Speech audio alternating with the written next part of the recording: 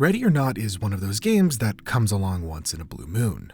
Its slow, tactical, heart-pounding, unforgiving gameplay mixed with breathtaking and haunting environments creates an immensely satisfying and memorable experience. I have sunk dozens of hours playing this game solo, with a team, or just watching tactical gameplay here on YouTube. However, the one thing that's been eating at me each time I play a mission is, what the hell is going on here? If you're like me, when you find a new IP that you really like, you just do an absolute deep dive into the lore and story. However, for this game, it's not so cut and dry. A lot of the story resides in environmental storytelling, and according to a developer AMA, the way that we're trying to build our world building is to create that web, It's less like a linear thread, and it's more like this big kind of like circle that you can kind of then go, oh, this is the whole world. I get it now. So that means that there isn't really a concrete narrative stating the story starts at X, goes to Y, and ends at Z. The overarching story is hidden in magazines, newspapers, and all manner of things scattered throughout the world in complex environmental storytelling. In this series, I aim to compile all the evidence in an attempt to figure out what Ready or Not story is, as well as propose some possible theories. Welcome to the Ready or Not lore series, where in today's primer episode, we will be discussing the City of Los Sueños and the Los Sueños Police Department. This video will be broken up into two sections, the first being all in-game / developer confirmed information, and the second being my own theories as to where the story and world may go. If you wish to jump to a specific section, timestamps will be in the description.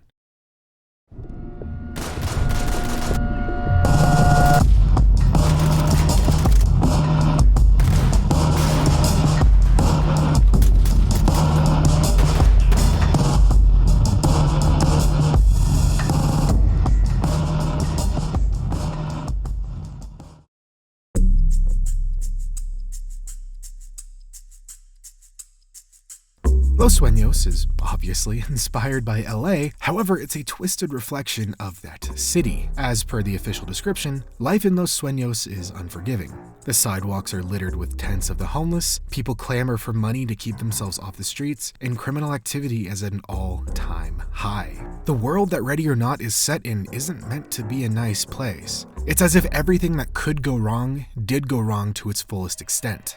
With widespread poverty, homelessness, skyrocketing crime rates, and a lack of municipal support, the city is barely hanging on. To top it all off, city officials have refused to budge on wage increases for sanitation workers, leading to a 40-week-long strike, resulting in garbage piling up in the streets, or basically wherever there's space, causing a nauseating stench wherever anyone goes. With all this desperation and utter chaos, it's no surprise people are driven to crime. Adding on to the protests, Debanco Security Services has begun protesting for safer working conditions amid a string of robberies. Debanco is basically this world's version of Garda, meaning they're the ones transporting money between banks and ATMs. However, with them on strike, there's no one to transport the money from bank to bank and no one left to refill the ATMs, which means most people in Los Sueños can't even access the money they already have.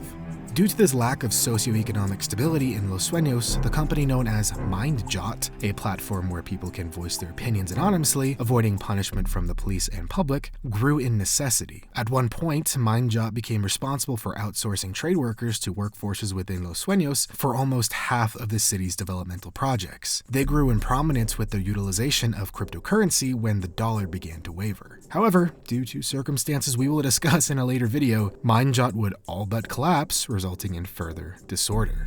To add on to this slowly collapsing city, Los Sueños' genius governmental body proposed the War Vet Funding Cut, a proposal that does just that. Where these redistributed funds would go, we have no idea. But I assume it's straight into the pockets of city officials. But not all of Los Sueños' problems are the result of corrupt officials. Sometimes, nature can give a massive f*** you to the city because for the last 5 years, Los Sueños has been experiencing a drought, causing water shortages and raging fires across the land. While this drought may have impacted the Los Sueños heavily, it appears to have affected those across our southern border far more. Water protests in Tijuana have begun to turn violent as people grow more and more desperate, and due to said water shortages, protests and fights have begun to break out along the Tecate border. An interesting thing to note is with the inclusion of Tijuana in the Tecate border, this basically confirms that Los Sueños, while being a fictionalized depiction of LA, is actually located where San Diego should be, right along the US-Mexico border. Also, speaking of foreign issues within the city, the terrorist organization known as The Hand has placed multiple cells within Los Sueños after US airstrikes targeted their shelters in northern Yemen. This is a hyper-violent group that has committed multiple terror attacks within Los Sueños and has racked up an incredibly high civilian body count. So we have widespread poverty, homelessness, ever-increasing crime rates, terrorism, corruption, a sanitation strike, a bank security strike, climate disasters, water shortages, and one group standing up to it all, the Los Sueños Police Department. Oh wait, they're defunded too? Five years ago? Shit. So the LSPD are also fucked. Exploring the LSPD precinct, we can see the full effect of this defunded police department. The walls are cracked, the paint chipped, and they can't even afford a new calendar. Listening to some of the audio recordings in the ready room, we can gather some further details on the overall state of the precinct. This is an automated message from the LS Correctional Institution's Inspectoral and Repair Committee. We've recently conducted an inspection on your facility. You've received grading. Red. If you received a grade lower than Blue. please contact the committee head at extension 72985. Within 2 weeks of receiving this message. Penalties may be incurred if action is not taken within that grace period.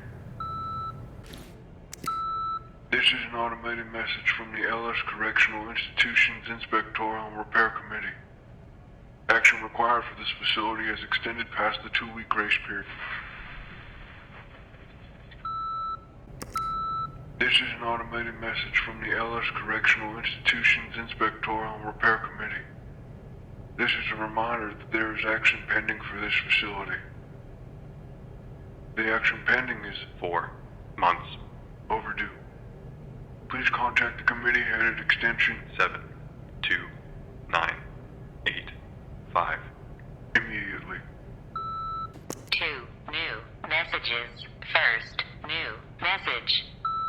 Hi, how's it going? This is Sterling calling, and yeah, mate, I got a update for you on your electrical dilemma you got there, and everything's f***ed. One spark and the whole bloody place will go up. A lot of rewiring to be done. Don't know if I could make it happen, but f*** me dead, your facility's older than the f***ing Bible. Gonna take a bit of dosh to fix this one. A lot of hard yak ahead. Anyway, give me a call back and I'm on the phone, f***head. Yeah, give me a call back and we'll figure something out. Next message. Hey mate, Ryan here from LS Repair. I'm not sure if you got the call from Sterling yet, but he works in our electrical department. Yeah, I saw the report. There's no way, none of our guys are working on this. Don't know what he told you, making the executive decision not to with this one. I know stinky gentle shit when I smell it, and this place isn't exactly a piece of piss if you know what I... Hang on a second. Wait, Mark, can you give me 5 minutes please? I'm on the phone. Anyway, we're out on this one. I'll get your deposit back. Sterling's getting a bit of a slap for being such a bloke. Cheers, catch you later. As they eloquently put it, the LSPD precinct is basically a powder keg ready to explode, and is so dangerous that the contractors won't even set foot in the place. We don't know exactly when this place was built, but going off the calendar, I'd say that means it was potentially built in 1997, if not earlier.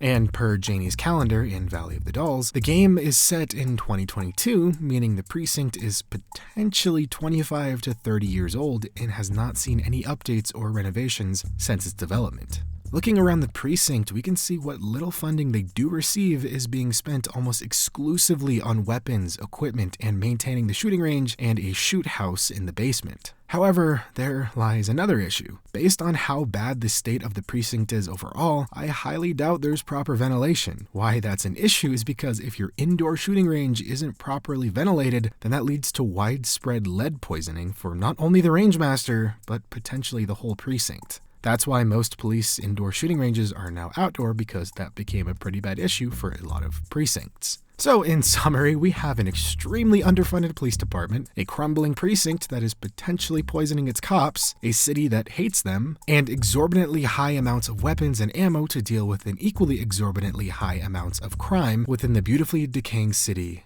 of Los Sueños. Okay, so this was just an overview of the world Ready or Not is set in. I don't have any specific narrative theory explaining what's happening. We'll get into that in further episodes. However, I do have a theory as to where I think the overall world is going. The world Ready or Not has established is nearly identical to the tropes typically found in the cyberpunk genre. And for those who don't know, yes, cyberpunk is the name of a genre of science fiction, not just a game. Now, just because I say cyberpunk, that doesn't mean expect crazy tech, replicants, mohawks, and augmentations. While yes, those are elements of the cyberpunk genre, the genre as a whole is much more nuanced than that. Allow me to break down the core elements typically associated with the cyberpunk genre. The main story is set within a crumbling and corrupt city, check. Mass crime, check.